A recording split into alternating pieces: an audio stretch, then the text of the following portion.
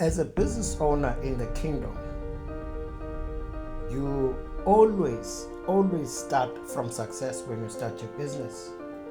You don't ever start from failure, because the kingdom itself is a kingdom that is grounded and founded on success, because God can never fail. So if you are locked into the kingdom and you start your business, you are, as a business person, starting from success. However, what most of us do is that we diminish the importance of that success by not doing the right things with the right attitude in the right way.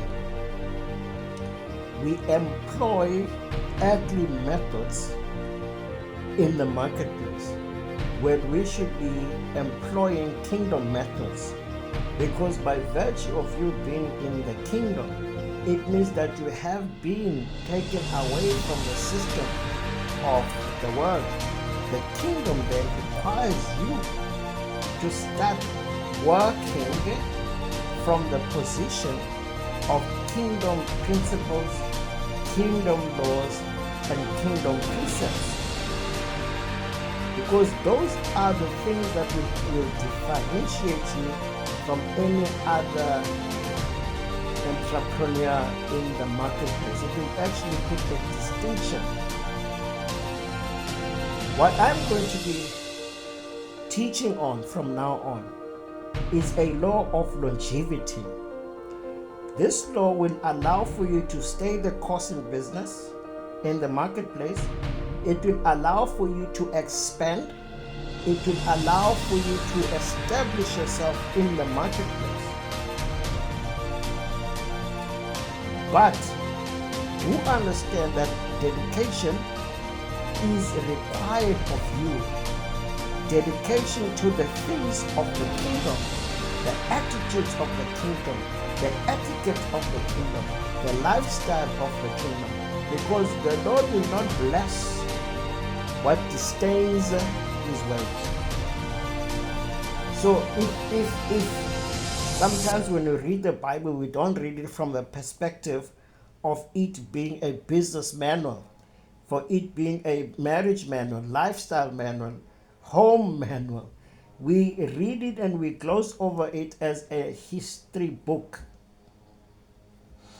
If you read 1 Peter from 1 Peter 4 verse 10, it says, as each one has received a gift, minister it to one another as good steward of the manifold grace of God. So you have been given a gift. That gift is for you to be in the marketplace and succeed in the marketplace. But then there is stewardship that you need to carry. There is stewardship. There are things that you need to be aware of in order for you to be able to be a success in the marketplace. And luckily, you have come across this video.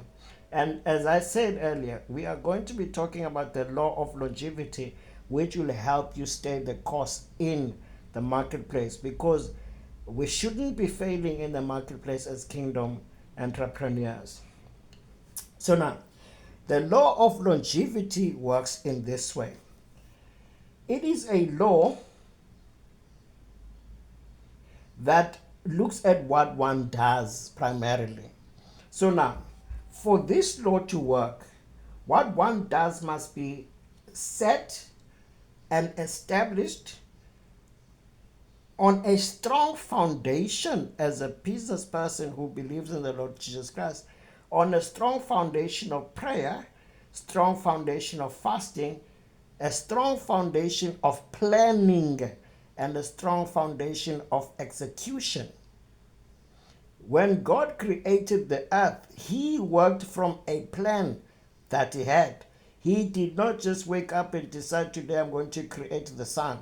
Well, tomorrow I'm going to create this. He was working on a plan. There was a progression in his method. There was a progression in creation. In order for you to find that, go read Genesis 1. You will find a progression that the Lord employed in creating the earth.